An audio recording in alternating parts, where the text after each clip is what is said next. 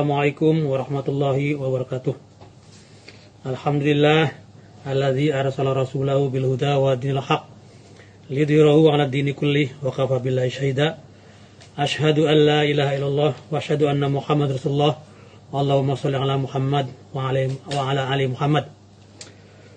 Rabbi shrah li sadri wa yassir li amri wa hlul 'uqdatam min lisani yafqahu qawli. Rabbi zidni ilman warzuqni fahman.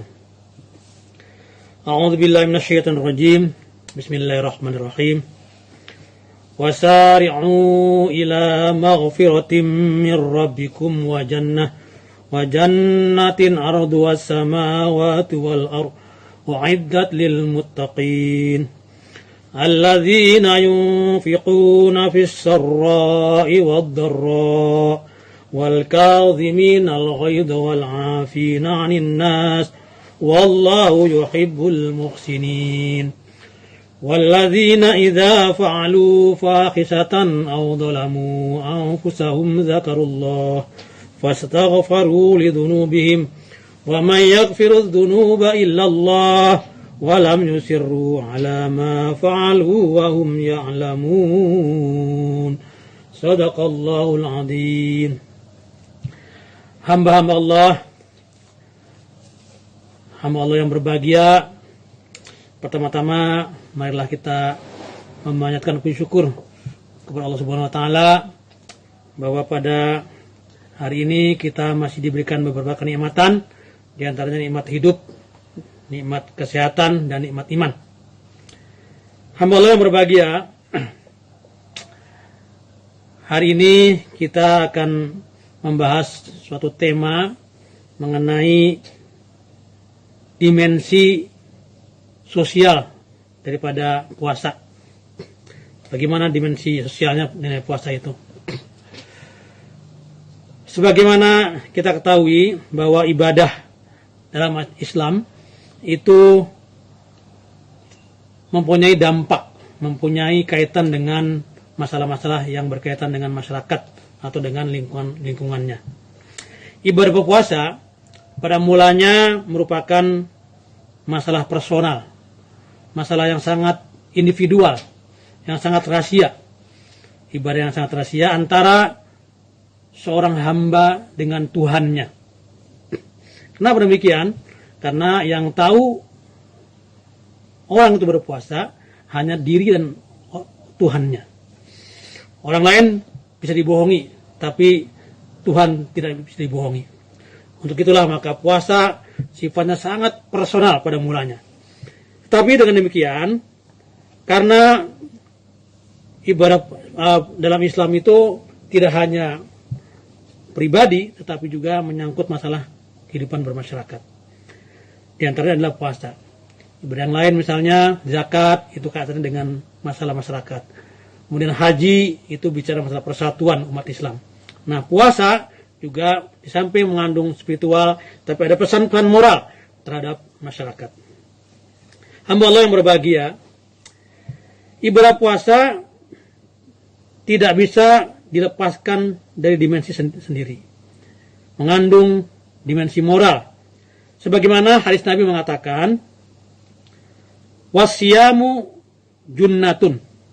Faidza kana yaumu saumi ahadikum fala yarfas wala yashab wala yajhal. Dan puasa itu merupakan suatu benteng, merupakan suatu perisai. Maka ketika datang saatnya berpuasa, janganlah berkata-kata kotor, berkata-kata keji, berteriak-teriak, atau mencaci maki. Jadi puasa tidak ada nilainya kalau dia masih mencaci maki, ya, berkata-kata keji, berkata-kata kotor. Artinya puasa mempunyai dimensi yang lain. Hamba Allah yang berbahagia, orang beriman dianjurkan untuk selalu sadar akan tujuan daripada perintah puasa.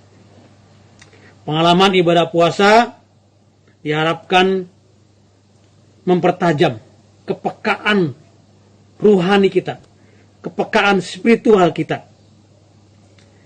Sehingga dengan demikian kita gampang menerima terhadap seruan dari Allah Subhanahu wa taala.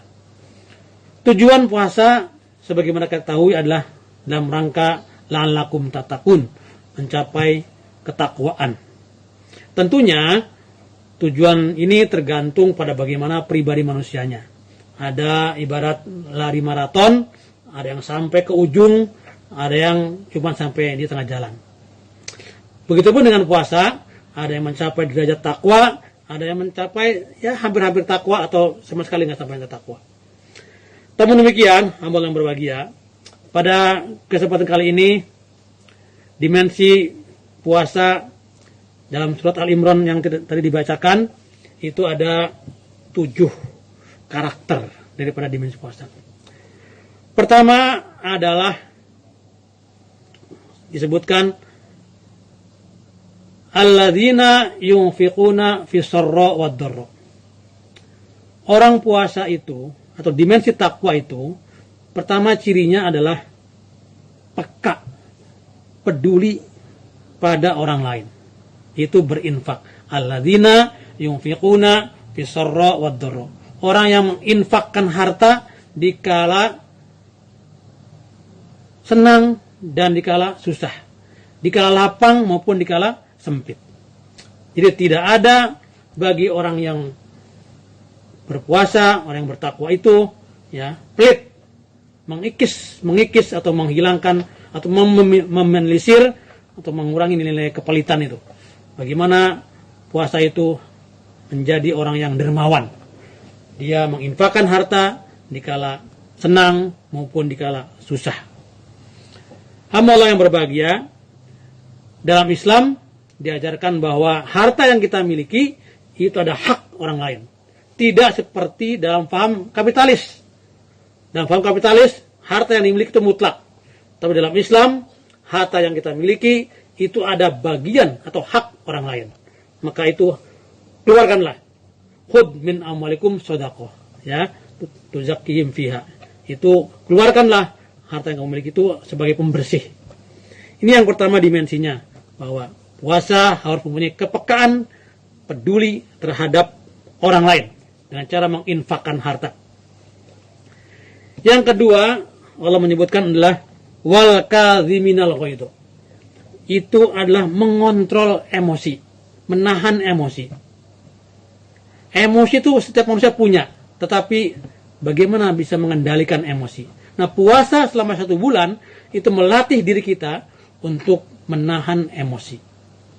Hamba Allah jamaah yang berbahagia, ada suatu penelitian di Amerika, negara maju, bahwa ada enggak keterkaitan antara kecerdasan emosi dengan kesuksesan seseorang.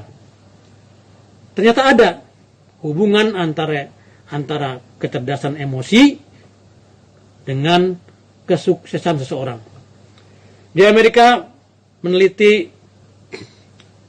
selama 25 tahun ada 20 anak usia kecil atau anak-anak TK begitu, sekitar 20 orang, kemudian dimasukkan dalam suatu ruangan kelas, kemudian ruangan itu diberikan perekam CCTV begitu, kemudian di setiap meja diberikan kembang gula, marshmallow, kembang gula yang sangat dicintai yang sangat disukai oleh anak-anak Amerika.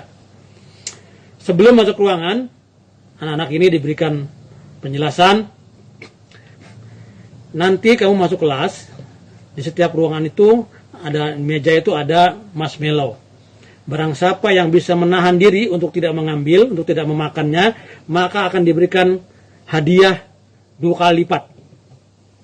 Nah, begitu dikasih informasi, anak masuk, yang 20 orang anak tadi, pertama ada yang mengambil marshmallow langsung dimakan. Ada yang mengambil marshmallow kemudian mau makan, dia ingat, oh nanti kalau misalnya bisa menahan diri, nanti akan diberikan hadiah 2 kali lipat. Dia taruh lagi. Ada yang begitu masuk dia ingat nanti akan dapat 2 kali lipat hadiah. Rekaman ini disimpan. Kemudian setelah 25 tahun, setelah anak-anak ini udah besar, udah dewasa, dibuka. Datanya itu dibuka. Ternyata anak-anak yang mengambil marshmallow langsung dimakan, ya, tidak bisa menahan emosi tadi, ternyata dalam karirnya banyak mengalami kegagalan. Tetapi mereka yang begitu melihat marshmallow, dia tahan sedikit, dia ingat bahwa akan ada hadiah 2 kali lipat, dia tahan, maka ternyata itulah yang sukses dalam karir hidupannya. Jadi ada keterkaitan antara menahan emosi, mengontrol emosi dengan kesuksesan seseorang. Hamba Allah yang berbahagia. Kemudian yang ketiga adalah wal afina 'anin nas, yaitu suka memaafkan. Ya, suka memaafkan. Memang kalau kita disakiti orang, itu kita pengen merasa membalas, dendam. Nah, orang beriman, orang yang takwa itu bagaimana bisa memaafkan orang lain. Ya. Bagaimana contohkan oleh Nabi Muhammad SAW. Ya, Nabi Muhammad itu 13 tahun ya, dihina, dicaci maki, bahkan diusir, ya kan, disiksa, diusir dari Mekah. Ya. Kemudian ke Madinah 10 tahun setelah menang, maka Nabi mengultimatum, memberikan amnesti, memberikan pengampunan kepada penduduk kota Makkah yang tadinya menghina, mencaci maki. Nabi ampuni, ya, Nabi maafkan. Ya. Jadi hilangkan rasa dendam itu. Kata mengatakan kalau seorang pemimpin masih dendam, maka dia masih belum dewasa. Contohnya Nabi Muhammad SAW memaafkan kesalahan orang lain. Kemudian yang keempat, wallahu yuhibbul muhsinin. Orang yang bertakwa itu adalah senantiasa berbuat baik. Allah mencintai orang-orang yang berbuat baik. Wallahu yuhibbul muhsinin. Allah senantiasa suka, cinta dengan orang-orang yang berbuat baik. Berbuat baik itu contohnya adalah bagaimana memberikan kebahagiaan kepada orang lain. Membahagiakan orang lain, menyenangkan orang lain, itu kepada setiap manusia. Bukan hanya kepada orang-orang berislam, tapi kepada umat manusia. Rahmatan lil alamin. Ya, bagaimana memberikan rasa baik kepada orang lain. Bagaimana memberikan rasa aman kepada orang lain. Jadi berbuat baik itu adalah merupakan ciri daripada orang-orang yang bertakwa. Hamba Allah yang berbahagia. Kemudian yang berikutnya, ini yang bersifatnya pengantar ke pribadi. Walladzina idza fa'alu fahisatan aw dzalamu anfusahum dzakarullah. Apabila orang-orang itu melakukan suatu keburukan, melakukan kejelekan, dia introspeksi diri, muhasabah. Dzakarullah, ingat kepada Allah. Kalau kita melakukan suatu kesalahan, ingat pada Allah. Yang namanya manusia itu tempatnya salah dan lupa. Bila melakukan kesalahan, dia ingat pada Allah. Kemudian fastaghfaru lidzunubihim, dan mohon ampun terhadap dosa yang telah dilakukan. Mohon ampun terhadap kesalahan-kesalahan yang dilakukan. Karena salah adalah tempatnya manusia. Kita keturunan Nabi Adam. Nabi Adam juga pernah salah. Dan kita kalau lupa dosa, itu memohon ampun. Kemudian yang terakhir adalah